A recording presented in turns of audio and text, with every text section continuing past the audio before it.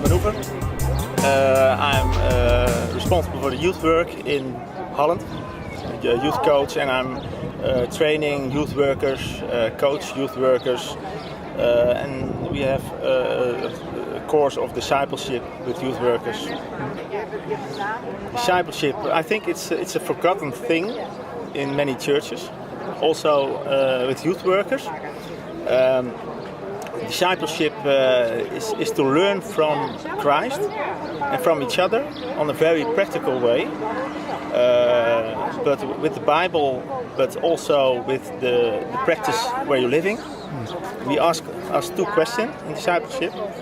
What is God saying? And we help each other to hear.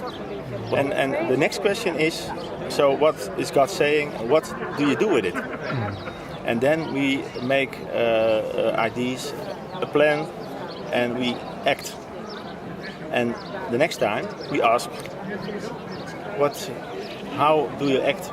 And are you succeed to act? And are you succeed to do what God is asking? And if you have a good discipleship, then you can think about leadership. And the end of the course is being missional.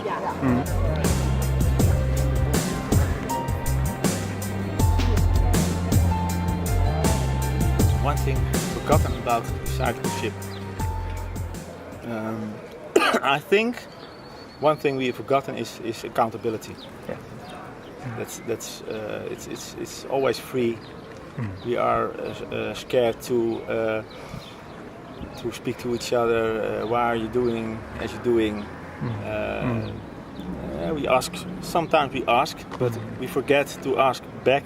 If there is any 16, 17-year-old youth in Norway that wants to live a more radical discipleship life, what are your advices for him or her? The discipleship begins with youth workers because they are the example. That's the first thing. That's the first thing we learn for discipleship. It's not circle, but you are the example, and you learn not by talk, but you learn by imitate. But if you invite them in your life, then they see how you live, and that's more important than talking.